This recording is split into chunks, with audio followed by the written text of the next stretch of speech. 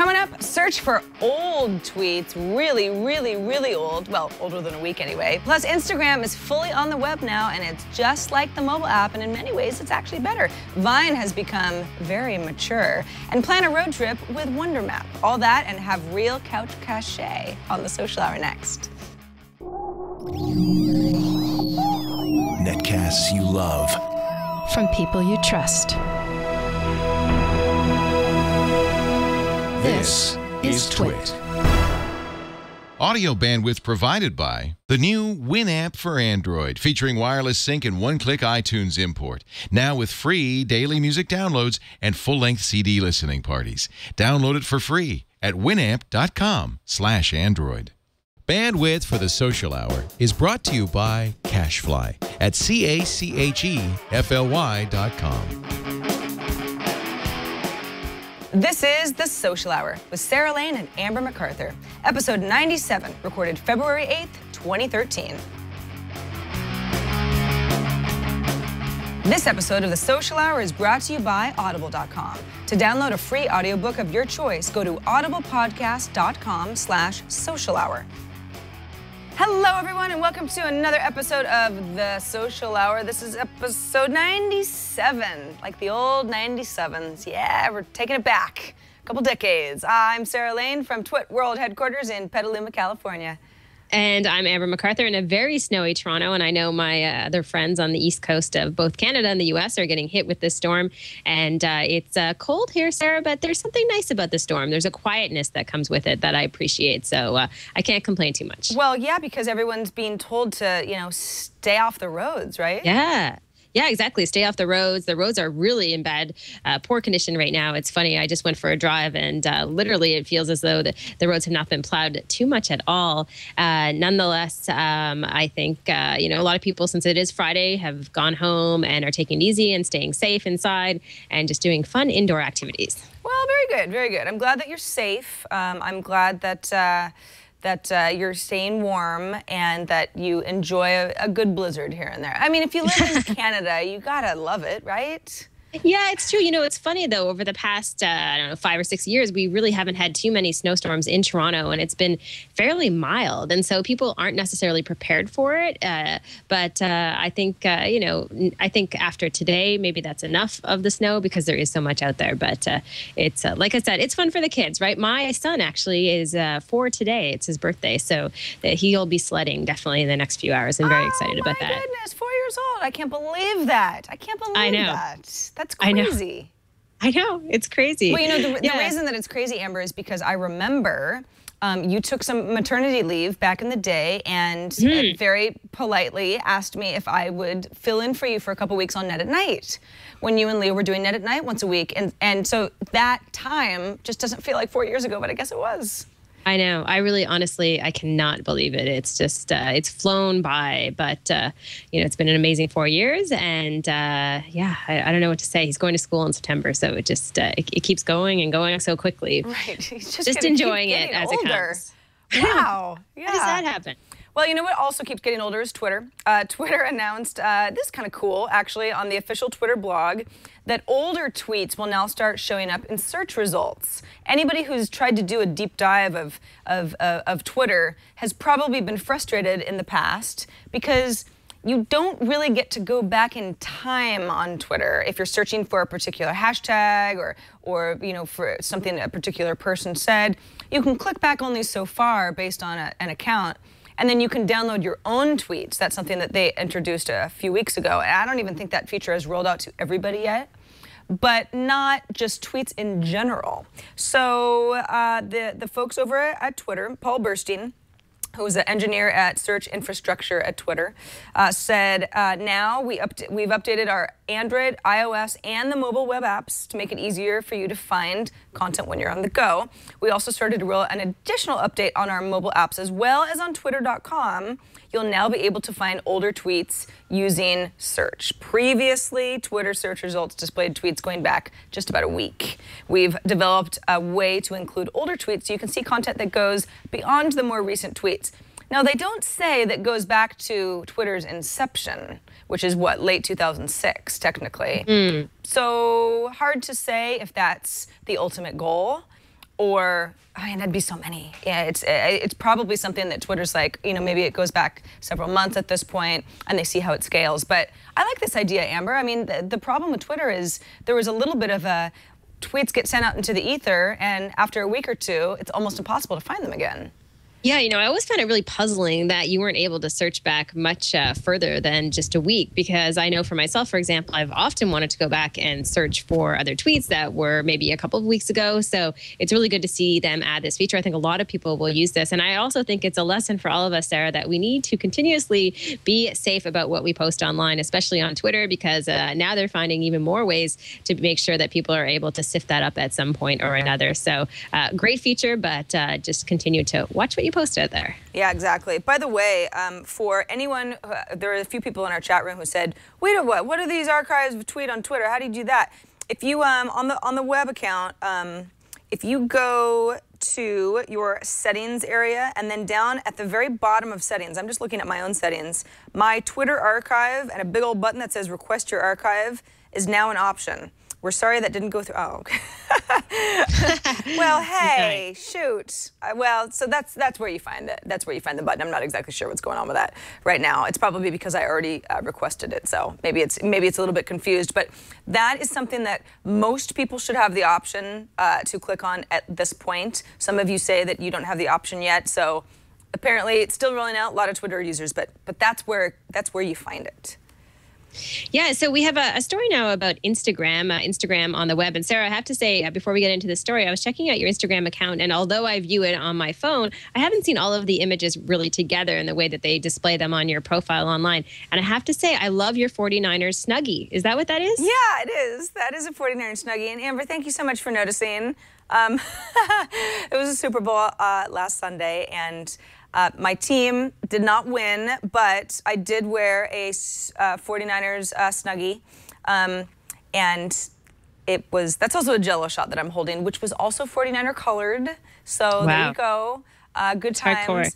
But what's neat about this is that Instagram a couple months ago had rolled out the option to view not just permalinks to particular photo pages, but a way to look at your profile, look at someone else's profile, click into their photo, like it, comment on it. So it was a little bit more of a dynamic web experience. What's neat about Instagram now is that, you know, if I'm looking at my own page, okay, well, this is all fine and good, but what if because I'm logged in here, what if I click on the little home button? Now, this is actually my stream. This is exactly the same thing that I would see on my iPhone if I were to be browsing my Instagram feed. So that's really, like, this actually is awesome, because in the past, you'd have to use third-party apps. We talked about Carousel last week in order to see your Instagram stream kind of as it was meant to be seen, which is, oh, this is so cute. So if I like my friend Anne's little self-portrait, and it kind of does look like her, I could do a little heart. I could say, that looks like you, and so on and so forth. So this is just sort of Instagram saying, listen, we're a mobile app, started on the iPhone exclusively, iOS exclusively for a really long time before Android ended up getting it. Now they're a property of Facebook, and now it's a fully fledged service that I can view on the web in its entirety. You know, it's not just little pieces of it. I think it looks finally. Great. Yeah. Yeah, finally. You know, it's funny because as we're talking about this, I'm thinking about Twitter, the announcement with search, and then Instagram with the ability to view it on the web more efficiently than you could before. And I start to think to myself, wow, you know, it's amazing how long it's taken both of these companies to do these two not simple things. I know they can be more complex, but they really have put time and effort into rolling out these different releases. So great features, but it's funny how we talk about them and as though they're kind of newish. And I think, you know, they've just been slow to put out things like this, but I guess that's a good thing because they're thinking more about it. I don't know. What do you think, Sarah? I think it looks really good. I know a couple people who work on the Instagram team who, you know, obviously anybody who's rolling out a big feature, you know, that's put their heart and soul into it, talks about, you know, how hard they worked on it and this and that. But, you know, that team is sort of small and nimble.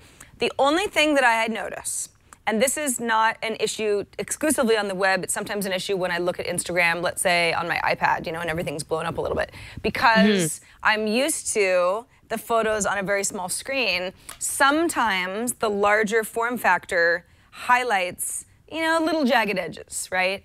Because the pictures are just more blown up than what I'm used to. I don't think that's necessarily a bad thing, but I do think sometimes, the kind of hipstery filters end up making things a little bit grainier when they're blown up a little bit. So maybe it'll get people thinking more about taking pictures that are crisper, maybe less low light pictures. One can hope.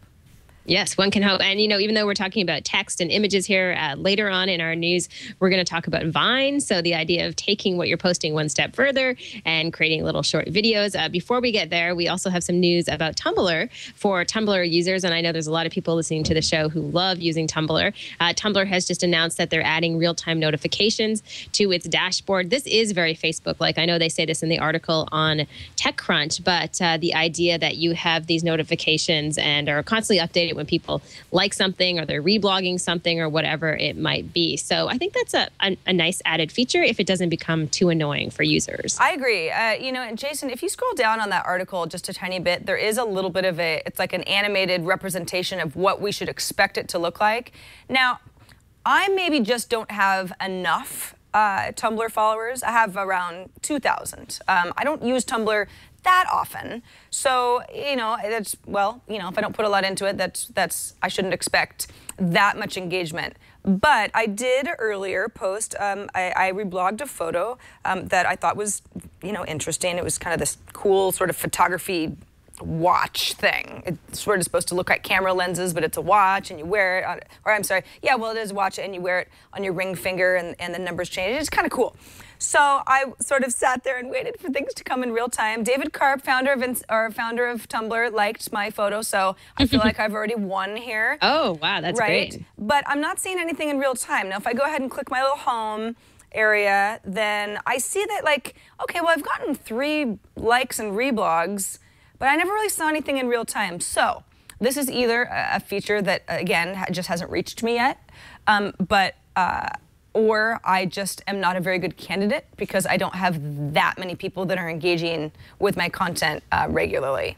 So I think it's a good idea, Amber, but I also, I see the comparisons to Facebook, but I don't know that my Tumblr dashboard, which is kind of what they call the area that I'm in right now where I see my activity and others, I don't know that it's as dynamic as the Facebook news feed. Maybe I'm just not trying hard enough. I'm not sure. Well, I don't know. I mean, I think that notifications are almost like a necessary evil. So there are ways that they put out notifications, like on Google Plus, for example. I sometimes get frustrated because I get a lot of notifications and sometimes it's too much, but I don't know how you go without them. So I think it's just almost has to be part of the experience. And I'd like it if they made it not so intrusive in many ways. And hopefully with Tumblr, like I said, it's not too bad and too in your face. But I think, it's one of those things that people just have that expectation and they want to have it. So I don't know. It's one of those things where I think I think hopefully it'll evolve over time. Yeah, we'll see what happens. I guess Tumblr probably knows that there is a bit of that instant gratification thing where if somebody likes something that you put out there, you're like, oh, good. And on Tumblr, you don't have negative reactions. It's either somebody reblogs it and says something, adds on to whatever you posted, or they, give you a little heart. So it's, in a way, I guess they could reblog what you posted and say something really negative. But for the most part, I feel like it's kudos, So if you're seeing these kudos in real time as you're sort of looking at your own dashboard and catching up with Tumblr, I can see that helping engagement because obviously Tumblr wants just people to hang out longer. Oh, right?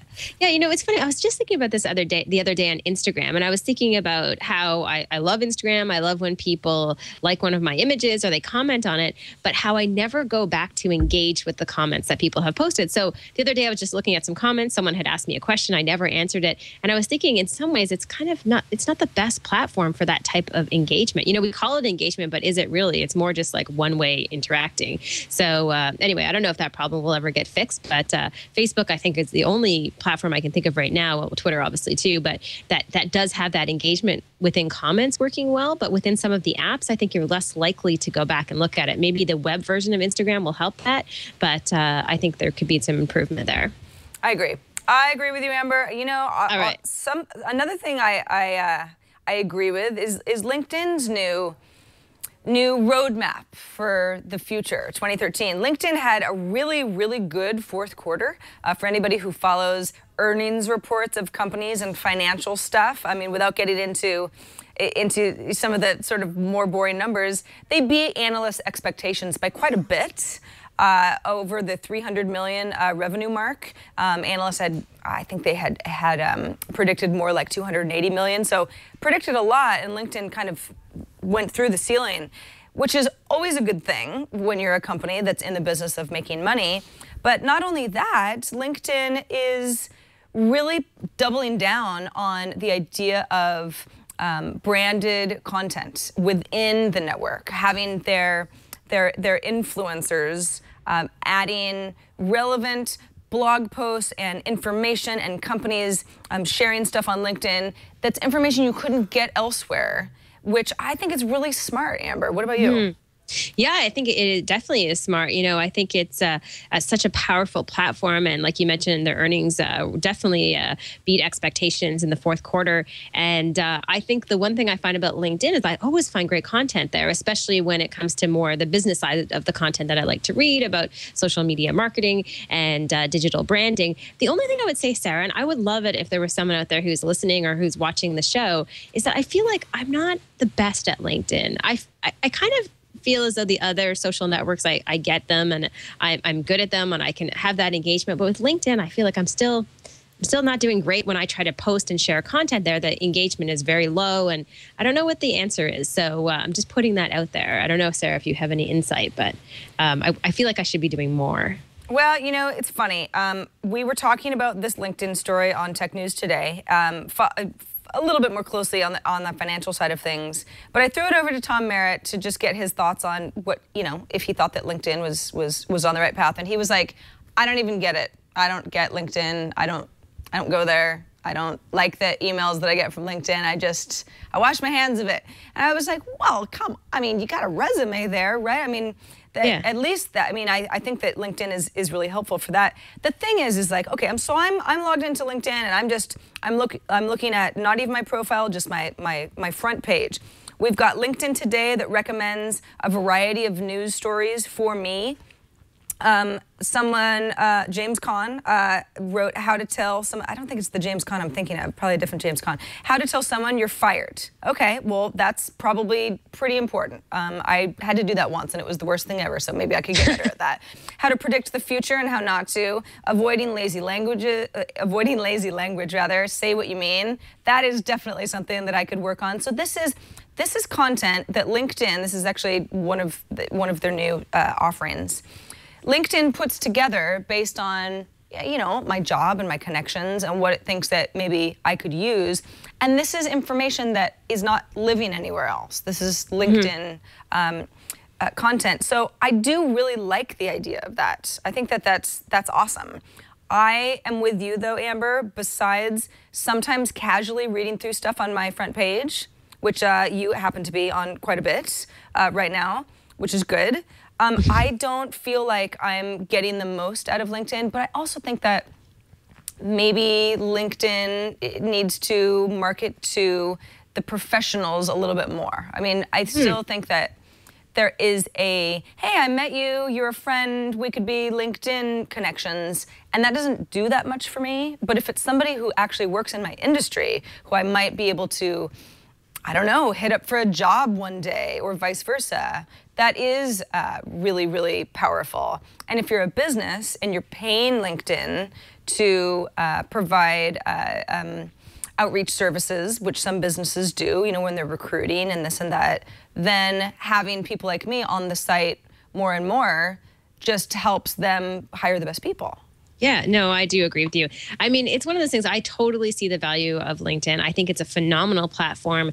I have great connections there, and The only experience I've had recently, well, first on the positive side, is that they've added new functionality. So within things like your profile and your different jobs, you can add media to those things. So you can add a YouTube link or an image or whatever it might be. And I just did that recently on my account. So that's kind of beefed up that experience and made it a little bit better, at least for me and my usage. I'll also say, though, is I've been so excited because, I have these great connections and you're just, one person away from someone amazing who maybe you want to do business with.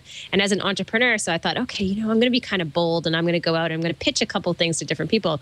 So I sent out an email last week and one this week to someone on LinkedIn, just pitching them ideas, and literally did not hear anything back. So I feel like there's other people too who aren't engaging, so they're there and they're not even checking their LinkedIn profile. So how do you get to that point and get to those people who are really active and really leveraging and realizing the power of it? Because I think there's a lot of people like us who maybe are there, and I try to post a lot, but aren't. It's still not in their primary platform kind of experience. Totally agree with you there. I had a couple of in-mail messages that have been sent to me over the last few months on LinkedIn. One was from I won't even say what the company, but they were kind of interested in knowing if I was happy at my job, type of a thing, and I wrote back something, sort of politely, like, yeah, I'm really happy at my job, but what do you, what is this all about? Never heard back. So it's kind of like, and that's happened to me over the years with LinkedIn a lot. It is not the way that I keep in touch with people. No, it's not. There's not an immediacy to it that I think there is to Twitter, even Facebook. And maybe that just takes time for that to happen. But I want that feeling of like, oh my gosh, I got a message on LinkedIn. I have to check it. I have to manage it. And as much as I try to post there, it's still not become part of my daily routine. And based on the emails that I'm sending out, maybe I'm just not doing a good job. I'm not getting a response like I normally would, I think, if I just sent that individual an email, if I tracked down their address online. So we have a bit of work to do here. And maybe we should just have a LinkedIn expert on the show to really open our eyes, Sarah. I think so. I think that would be great. I think that would be ideal, because we can all talk about, well, we use these features but not these other features, and LinkedIn clearly, I think LinkedIn has been around so long that it really has iterated. It's a very different service than it used to be, even though I have had basically my online resume on LinkedIn for years and years and years, and I've never felt the need to do it better somewhere else. So for that reason, I am rooting for them. I think that if they want to focus on enterprise and less on just kind of another social network, I think that's smart, because they will set themselves apart. And these days, it's hard to do that. Oh, yeah, exactly. Okay, so we have a couple of Vine updates in the show, but the first one we're going to talk about is a little bit newsier. You have probably covered this, Sarah, on your other show, but for people who haven't heard about it, Vine has updated its age rating, so it's now a 17-plus app. This is to fix an issue that they've had recently with people putting out inappropriate images, or I should say videos, using the tool. So this is to stay in good standing, obviously, with Apple, because Apple wants to make sure that their platform in the App Store is a very family-friendly place, and Vine was not going in that direction. It's interesting. The article from Read Write that we showed just a second ago calls it absurd. It's an absurd 17+ rating. Okay, well, it's absurd, I think, because the App Store does not put a 17+ rating on just any app where you could somehow get to mature content easily. So Leo and I were talking about this on iPad yesterday. On Twitter, if you want to search for mature content, not hard to find. There's maybe less emphasis on photos and video on Twitter, but more and more these days, Twitter wants to be a multimedia experience, not just 140 characters. Something like Vine is very specifically about video, short bursts of video. And Tumblr now has a 17+ rating as well. I mean, Tumblr, you were looking at my dashboard a few minutes ago. I'm not following anything that's, TNA or worse, but there is quite a bit of that on Tumblr, and I guess there's probably been enough feedback to Apple that they figure, if we get enough feedback with certain apps, 500 pics is another that's just very visually focused, we'll slap these ratings on. But I tend to think, it's not absurd. If there is mature content on an app, and as a parent, or somebody who's paying attention to that sort of thing, you want to know that information. if you're an adult, you can make those decisions for yourself. And if you're, concerned that someone under the age of 17 shouldn't be having access to this, maybe there should be 17 plus on more apps, not fewer. Yeah, I totally agree with you. I mean, in my experience talking to parents, especially of teens, the majority of parents I talk to who are parents of that age group, a lot of them kind of struggle with what they should allow their kids to do online. And I think the more insight they can get, the more guidance they can get in many ways. So this just made sense to me. I don't think there's anything necessarily wrong with it. So I think you're bang on. I think it has to do with parents and younger people, or people who just want to avoid that type of content, especially if they're, just want to stay away from it, or who knows what they want. But they understand that, hey, once in a while, maybe you're going to stumble across something that you don't expect. So I think it's a good, smart move for Vine. Yeah, I think so too. I know there's some folks who are watching and listening and going, oh gosh, the two of you, this is just a slippery slope. We're gonna get into censorship territory, and when will it end? And the whole internet is full of this stuff. What are you gonna do? Put a rating on the whole internet? Well, I mean, I guess I kind of liken it to a movie rating. Yeah, if you're not an adult, you're not really supposed to go see R-rated movies without being accompanied by a parent or somebody who's old enough to take you. There's a little bit of that. And I'm not anyone's parent, so maybe I don't know what I'm talking about, but it just seems like awareness is good. People will make all sorts of different kinds of decisions, but having the awareness first and foremost is probably a good thing. A good thing. Yeah. And we should also mention that right after a word from one of our sponsors, we're going to talk more about tips for doing great videos on Vine. So make sure you stay tuned for that. Yeah, I read squeaky clean ones too. Yeah, squeaky clean. Good stuff. PG tips. Exactly. Yeah. A quick reminder, by the way, if you have feedback for us, I'm seeing some of the real-time feedback in our chat room, but if you have feedback for us, you can always write us at thesocialhour@twit.tv. And a quick reminder, if you want to watch the show live and you haven't yet, and you wonder, what is Sarah talking about with this live chat room and everything? It's a lot of fun. We record the show on Fridays at 4 p.m. Eastern, 1 p.m. Pacific. Amber and I sit down live and we do this show from beginning to end, warts and all. Without the words, but that's just it's an expression. So thanks everybody who watches us live each week, and thanks also to everybody who watches us on demand, because we like having you however you want to watch us. Hey Amber, before we get to some of those Vine tips you were talking about, let's take a moment to thank Audible.com for sponsoring this episode of The Social Hour. So everybody, I'm in the midst of getting a new car because my old car is no longer alive. Very, very sad. R.I.P. sob. But I'm really excited because I'm going to have this new car, and it's going to be comfortable, and I'm going to have like this cool stereo system. And the thing that I want to do the very most is get in there on my commute and start listening to my audiobooks. I'm very, very excited about that because it's just sort of, it's this fun experience. You're comfortable. You don't have to be reading a book. You don't have to be turning pages. You can be doing a lot of other things at the same time, but you're also reading a book, and that's why Audible's so awesome. It has over 100,000 titles of fiction books, nonfiction books. I mean, I challenge you to go to Audible and start searching for books. I mean, if it's something like that has never been published, yeah, maybe you won't be able to find it, but I swear there is a ton of content at Audible. And what's so neat about it is that not only are these books read to you, but you know exactly what you're getting into. You know a little bit about the book, about the author. You get the length of the book. If you're going to read The Cat in the Hat, well, it's only 2 hours and 1 minute. That's pretty easy. I mean, you could.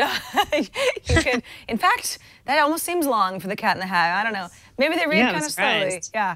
But so that that's just a sort of a funny example. Or you could get into the whole Game of Thrones series. I've got some friends who swear by those audiobooks. Starts with Song of Ice and Fire and goes from there. That's going to take a while. These books are pretty long. They're pretty convoluted. The first book is almost 34 hours long. So as a commuter, I think, man, that's going to keep me occupied for a while. I love that idea. That is fun. Now, of course, you don't have to be a commuter. You could just like listening to audiobooks. You could be taking walks. You could be making dinner. You could be at the gym. I mean, you could get creative here. Audiobooks are really a lot of fun.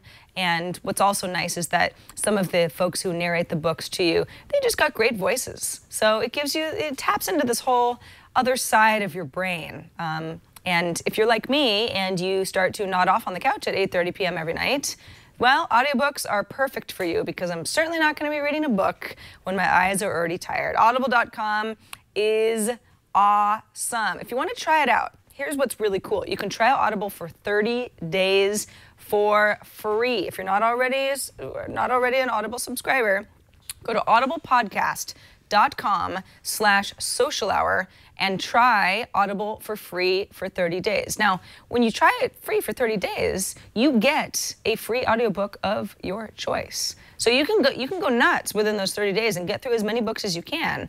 But these books are downloadable, and at the end of those 30 days, you get to keep a book of your choice. Free book that you can listen to / read forever and ever as long as you want at the end of those 30 days.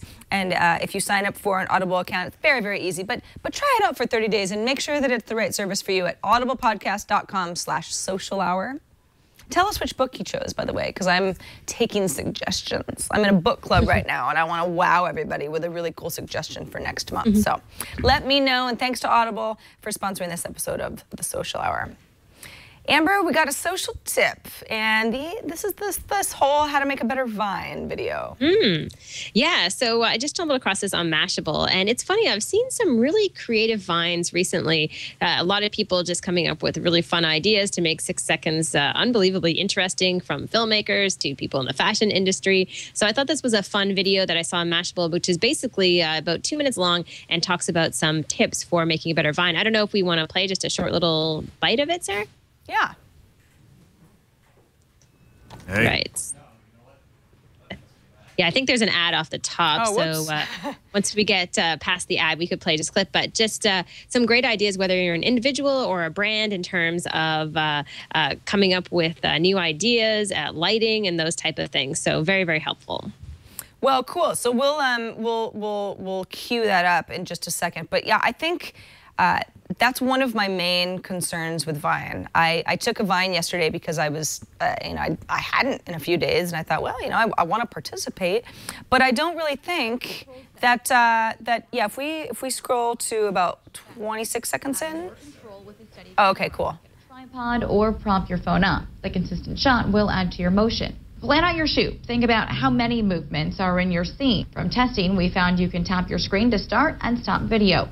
The best you can do is about 10 to 12 times for every second of recording. Each tap would capture 1 frame of your stop motion video. Think simple. 1 scene works the best starting out. You can eventually work your way up to more.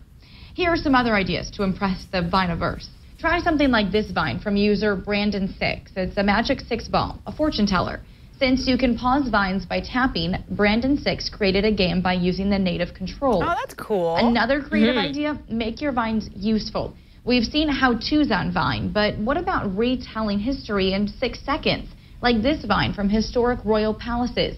It shows Henry VIII's 6 wives in just 6 seconds. Imagine if every Wikipedia page came with a Vine. And these ideas aren't just for users. Brands should also be taking note. You could create an ongoing Vine campaign. You've watched enough Mad Men to know simple works. Take Malibu Rum's campaign. 2 objects are paired down. I think the brand side of this is almost the most fascinating, because you've got people, someone says, Vine's this new thing, make it sing. And so you get these extremely creative brand Vines, by people who are like working on ad campaigns by trade. So they have all these really great design ideas. I think, Amber, a lot of that is stuff I never would have thought of, kind of like trivia Vines. That's, I just have a block in my brain. I'm still trying to figure out how I can make something really cool, because what I usually do is I sort of walk around and take short videos of things, and it's not that compelling. I don't know why anybody would want to look at my Vines, frankly. I agree with you. I feel like you really need to sit down and think about something really creative. So I think that's why that video inspired me. I thought it was well done and a couple of really neat ideas, and it made me want to try to use Vine more often. One thing I will say, Sarah, does this drive you crazy on Vines when you click on the links? Like, why do they have to keep looping? I mean, I know that's part of the culture of the internet, but I just wanted to stop. Yeah, I'm with you. Every once in a while I'll come across one that, maybe it sort of ends on a funny note or something, and so I watch it a few times, and I have a chuckle. But I also don't really like when I first load up the app, I don't get to start it. It's kind of like whatever is the most recent Vine in my feed is automatically playing at me. And so I kind of have to think like, am I in a library? Am I in a place where that might be disruptive? Am I wearing my headphones? And that's the issue that I have with video in general. So I sometimes feel like it's like, once I start Vine, it's like, what will it sound like? What will it do? And the looping is a little bit, it can be a little obnoxious. It's too much. It's just too much. I wish they'd just stop it. Like, I get what they're trying to do, but it drives me crazy. I should also mention that just following along with our Twitter stream while we're doing the show, and I know someone who's been watching, I think her name is Carrie. She has done a little Vine for us. I haven't even seen it or clicked on it, but thank you for being so quick and social while we're doing the show live. Oh yeah, look at that. Hey, cool. And the Geek Beat folks. Hi, Callie. Look at us. That's fun. Yeah, so for audio listeners, basically she just shot a couple frames of us doing the show, so that's kind of fun. I think that's sort of social media in action. Love it. We've definitely got some Vine haters in our chat room right now, and maybe the Vine lovers are not as vocal, but some people saying, Vine is this bandwagon I don't want to jump on. I just think it's annoying. I don't find Vine to be that annoying to me. I can just not use it. What I do find is that, and this has really calmed down a bit, but over the last couple weeks, at first, there were all these links in my Twitter feed that were to Vine videos, and I'm just like, I even said something on Twitter about it. I'm like, I'm just not gonna click on any of these, They just, I don't need you to push everything to Twitter. It's sort of like if everyone was tweeting a lot of Instagram photos. That used to happen more than it does now. I think people they figured out how to be selective. Push it to Twitter if you really, really are proud of it, kind of a thing. Yeah, exactly. And maybe that's just a good rule of thumb in general for the internet. Make sure that you're really proud of this thing that you're gonna blast out to everybody before you do. Very good advice, Sarah. Very good advice.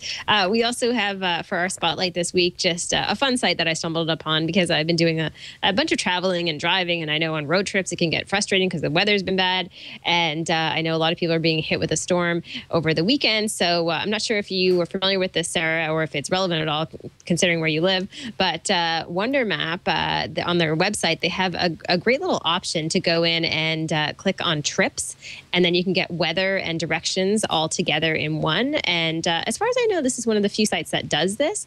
The tab's on the top right-hand corner, and it's just really handy, especially in the winter months for many of our listeners and viewers who I'm sure are enduring some type of weather. Yeah, absolutely. Of course, we don't have bad weather here today, but we sure did yesterday. It was a very, very rainy evening in San Francisco, and what's funny is I actually was not too far away from where I live, having some dinner last night. And when I went into the restaurant, it was just, I don't know, it was dark. And when I came out of the restaurant, it was like almost hailing.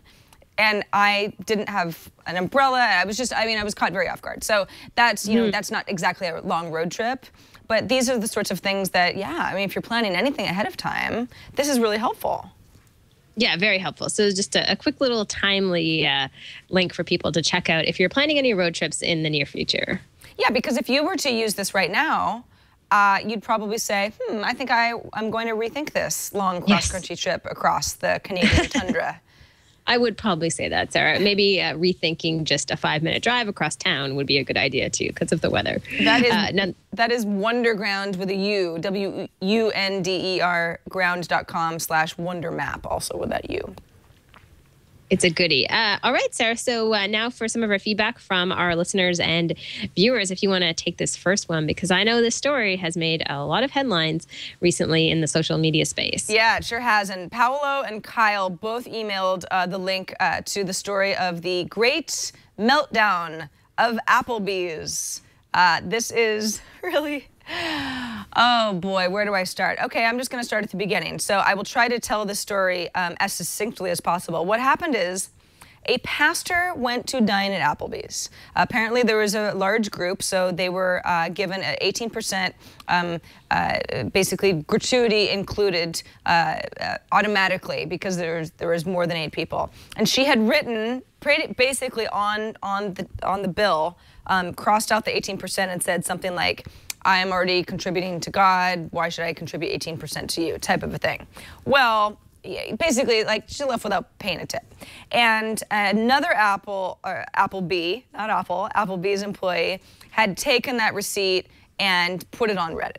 And she was consequently fired from Applebee's. Now, because word of this got around the internet, because that's how things work, particularly on Reddit, but a lot of other social networks, what happened is on Applebee's website, they've got a little, a little tweet stream. So anytime you mention Applebee's, your tweet can get in their little stream. And as the word got out that this woman had been fired for posting basically, what many people considered a very rude customer's, little exchange on a receipt, Applebee's started just getting absolutely slammed with negative press. Well, at some point, Applebee's took to their Facebook account and updated that, listen, we have to respect the privacy of our customers by putting that receipt up online. That is a violation of our customers' privacy, and that's what we care about the very most. So that's kind of how it works. Well, then it turns out that a couple weeks before that, Applebee's had violated a customer's right to privacy by posting a picture of a note that showed the guest name. No, it was a positive note. So that's, of course, a very different thing in Applebee's eyes. They want to, so-and-so, Susan Lane, that's actually my aunt's name, but this is not her note. That's just what came to me. She loves Applebee's, so let's all rejoice, that sort of thing. So now, then users on Facebook started pointing to that, saying, "Well, you're being hypocritical, Applebee's. Which one is it? Do you care about privacy or don't you?"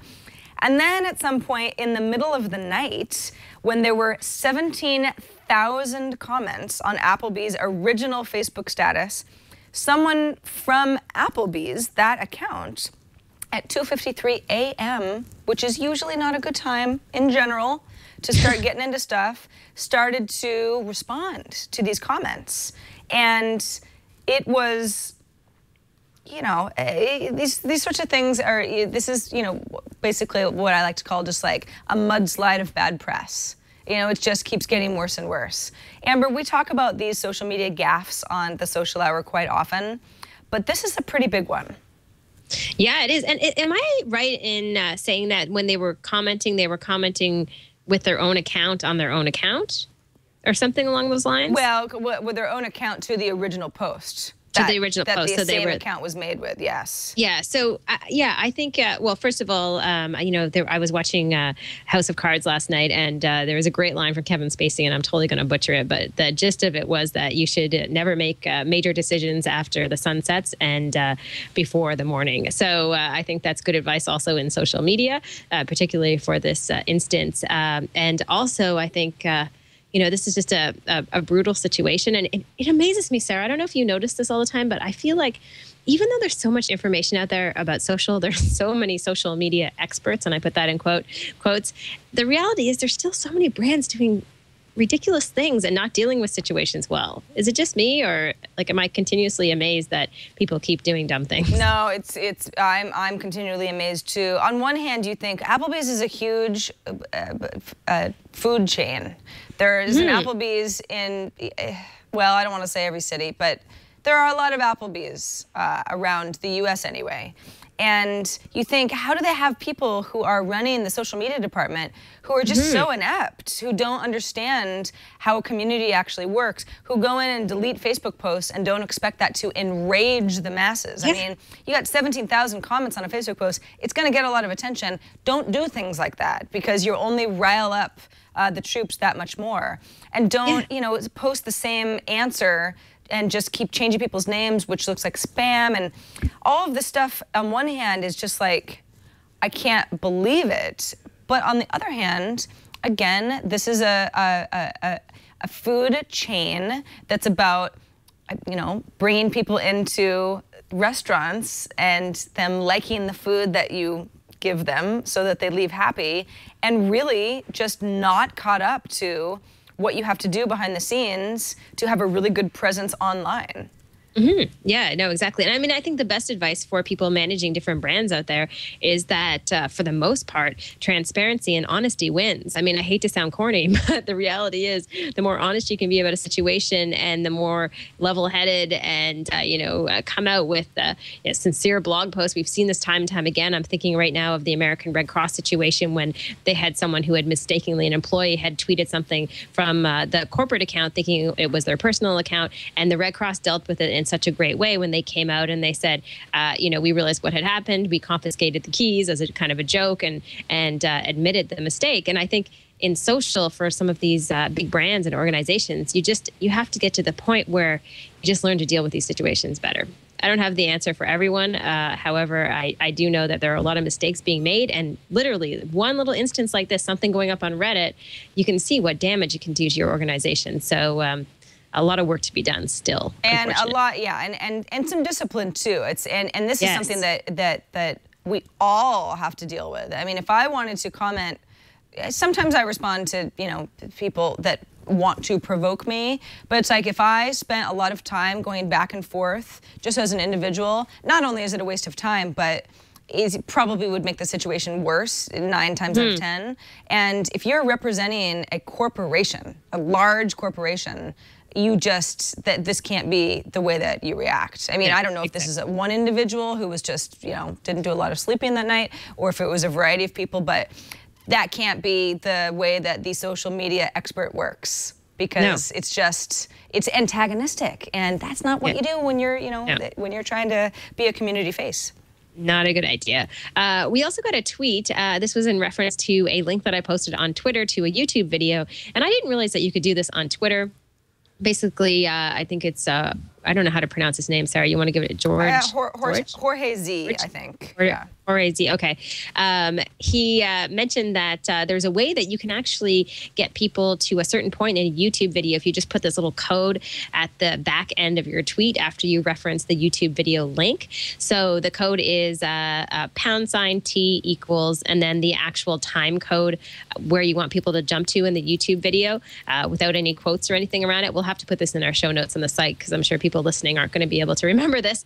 But I did it, and a lot of people said it worked. Some people said it didn't work. I'm not sure if it became more of a browser issue or what it was, but I had no idea that you could do this, and a very cool tip. Yeah, absolutely. So let's say, okay, so I'm going to go to, that's so cute. I didn't even know that our iPad Today YouTube page looked like that. Wow, okay. So this is this is yesterday's show. So here, up in the, I'm gonna go ahead and pause this. Up in my URL area, I'm going to go ahead and say, so this is the end of my URL, and then I'm going to add my #T equals 13 minutes, 25 seconds. So that's how far I want to jump in. I think you need an ampersand before the pound. Oh, ampersand. Yep. And there you go.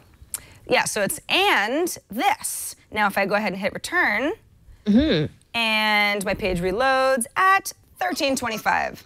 Perfect. So you can do that and just paste that link directly on Twitter. That's an even easier way to remember it. Exactly. Yeah. So it's the link wherever it may be, whether it's on YouTube or on Twitter. It'll take you to that specific spot.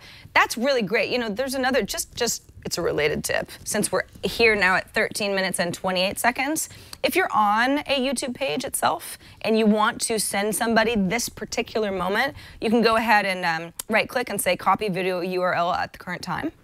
That is extremely helpful. I use it constantly. So that would be another way for you to quickly grab a link and then link to it on Twitter or somewhere else. So a couple different options there. Yeah, very helpful. Okay, Sarah, this one is for you. I was thinking about you when I read this particular article. This is for our meme of the week, and basically a roundabout way to get to the meme of the week. But you probably heard the story of how Monopoly came up with this idea where they were going to get rid of the little iron. They were going to replace it with something. So they did this campaign on their Facebook page, and they got people to vote with what they wanted the iron to be replaced with. And as I'm sure you can imagine, because there is some furry animal that's very popular on the internet, the iron will now be replaced with a cat, and I thought you would like that. Woo! Oh, am I? Now that is a good-looking Monopoly piece. No, the iron was always the worst one. I played a lot of Monopoly when I was a kid, and it's like, nobody wanted the iron. I mean, an iron, it's like, that's like representing a chore that is not fun.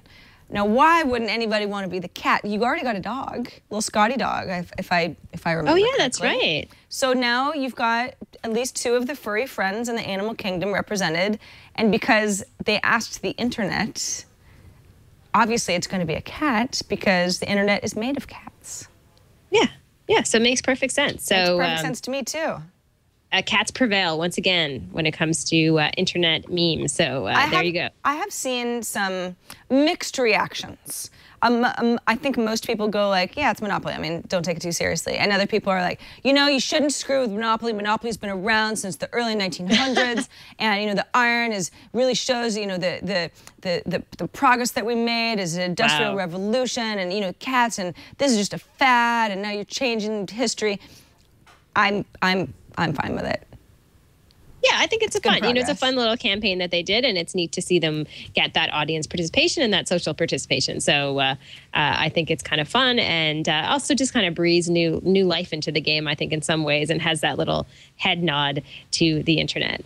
Yeah, I agree. I agree. Monopoly is not a game I've played recently, but now I will on my iPad now you will. With my cat piece. We want to hear from you, Amber, and I love getting all of your questions and comments and feedback on a variety of social networks, which we try to comb throughout the week and live when we're doing the show.